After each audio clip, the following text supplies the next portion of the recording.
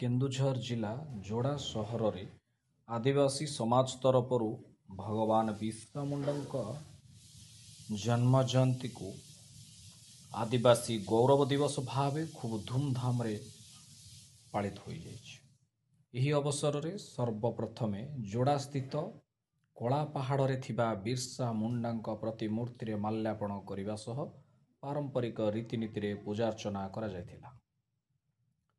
ଏହି ଅବସରରେ ବିର୍ସା ମୁଣ୍ଡାଙ୍କ ସଂଗ୍ରାମ, ସ୍ୱାଧୀନତା ଆନ୍ଦୋଳନରେ ତାଙ୍କର ଭୂମିକା ଓ ଆଦିବାସୀ ସମୁଦାୟ ପାଇଁ ତାଙ୍କର ତ୍ୟାଗ ଉପରେ ଆଲୋଚନା କରାଗଲା ପରେ ଯୋଡ଼ା ଅଞ୍ଚଳର ଶହ ଶହ ଲୋକ ଏକତ୍ରିତ ହୋଇ ବିର୍ସା ମୁଣ୍ଡାଙ୍କ ସ୍ମରଣରେ ତାଙ୍କୁ ମନେ ପକାଇ କଳା ପାହାଡ଼ ଠାରୁ କେନ୍ଦ୍ରୀୟ ଖେଳ ପଡ଼ିଆ ପର୍ଯ୍ୟନ୍ତ ବିଶାଳ ଶୋଭାଯାତ୍ରା କରିବା ସହ ନୃତ୍ୟ ପରିବେଷଣ କରିଥିଲେ।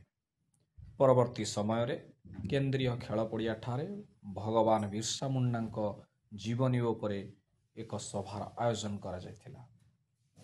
ତେବେ ଏହି ସଭାରେ ମୁଖ୍ୟ ଅତିଥି ଭାବେ ଟାଟା ଷ୍ଟିଲ୍ ମୁଖ୍ୟ ରାଜେଶ କୁମାର, ସମ୍ମାନିତ ଅତିଥି ଯୋଡ଼ା ପୌର ଅଧ୍ୟକ୍ଷ ଜଗଦୀଶ ସାହୁ ଏବଂ ପୂର୍ବତନ ନଗରପାଳ ରବୀନ୍ଦ୍ର କୁମାର ଦାସ ଯୋଗ ଦେଇଥିଲେ। ମଞ୍ଚରେ ଅତିଥିମାନେ ତାଙ୍କ ଭାଷଣ କହିଥିଲେ ଯେ ବିର୍ସା ମୁଣ୍ଡା କେବଳ ଏକ ନାୟକ ନୁହେଁ, ସେ ଆଦିବାସୀ ଆନ୍ଦୋଳନର ପ୍ରେରଣା। ତାଙ୍କର ଆଦର୍ଶ ଓ ଆଚରଣ ସମସ୍ତଙ୍କ ପାଇଁ ଏକ ପାଠ କରିଥିଲେ। ତେବେ ବିର୍ସା ମୁଣ୍ଡାଙ୍କ 150ତମ ଜୟନ୍ତୀକୁ